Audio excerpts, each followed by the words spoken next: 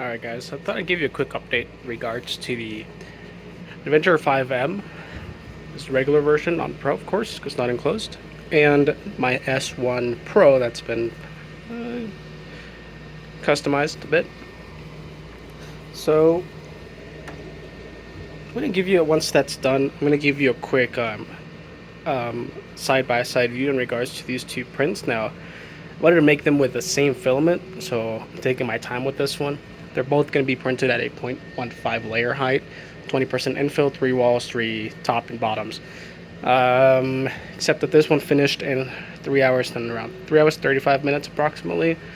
This one's about 3 hours and 33 minutes in. It's going to finish at around maybe 4 hours. So it's going to be around maybe a 30-minute difference. I'll give you the exact number once this is done. And we're going to compare these two side by side. And so you guys can see for yourself which one has better quality. Now, I have been messing with the slicer with this one for quite a bit, and it looks like this is about as best as quality as I can get without, making it print slower than this machine over here. So once this is done, we're going to compare, and then you guys can be the judge. Okay, so we have the two controllers now. These were both printed close to 30 minutes apart. I'm not going to tell you which one's which yet. I'm just going to show off the quality of both lots, of both prints, and then so you can judge by yourself. So I'm going to angle the light a little bit so you can kind of show the layer lines a little bit more. So you can tell this one is pretty smooth all around. You had a bit with the bridging there, but that's because I don't have the bridging settings enabled in Cura. This one's printed in Cura, this one's printed in Orca Slicer. Okay. Both supports have been removed, and both controllers have good dimensional accuracy, so they fit. This is the second print. As you can tell here, it's not so smooth around the grips, but the controller works as it should. We had just a tiny bit better bridging there, but the overhangs here aren't so great as in this one, and the layer lines don't look as good. Hopefully you guys can see this very well, and of course dimensional accuracy is pretty well. So do you know which one's which?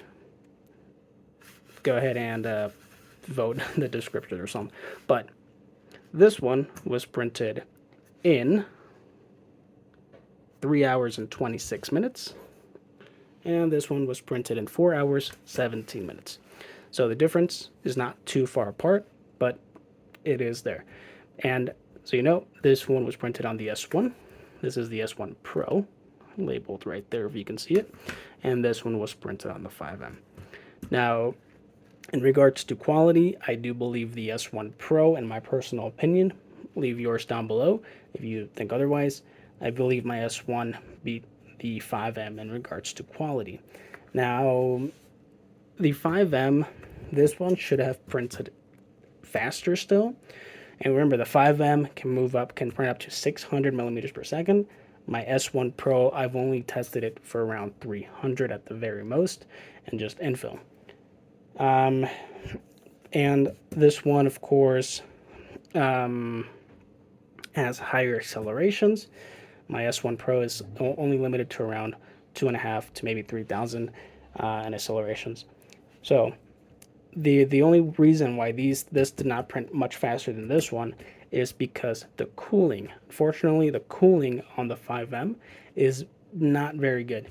It's subpar without the auxiliary fan like the 5M Pro has. The 5M Pro has an auxiliary fan that helps with cooling, and with that extra fan, you can print faster and get better quality. In this case, for the 5M, even though it moves really fast and can print really fast, you just lack the cooling solution to keep up with those speeds.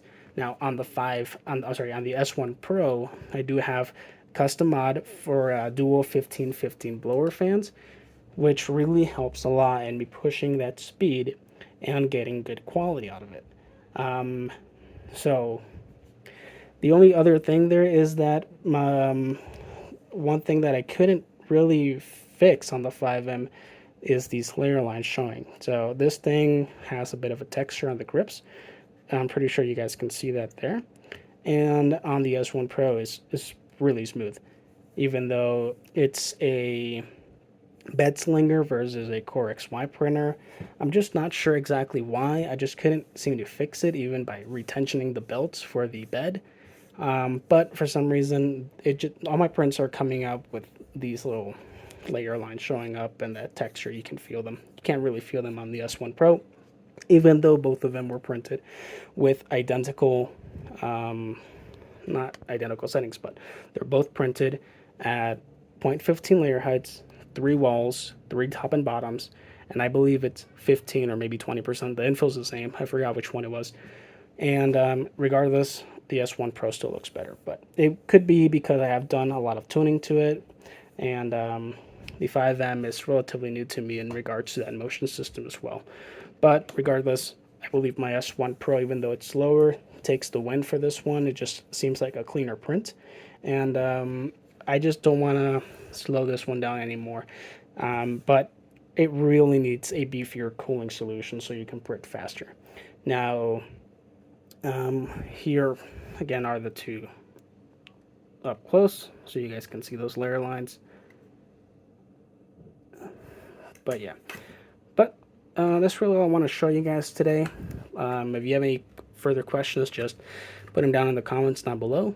If you enjoyed the video, go ahead and give it a like. If there's something else you can recommend me trying to change on my slicer settings for this one, let me know as well. But I think that'll be all for this video. So thank you all for watching, and I guess I'll see you on the next one.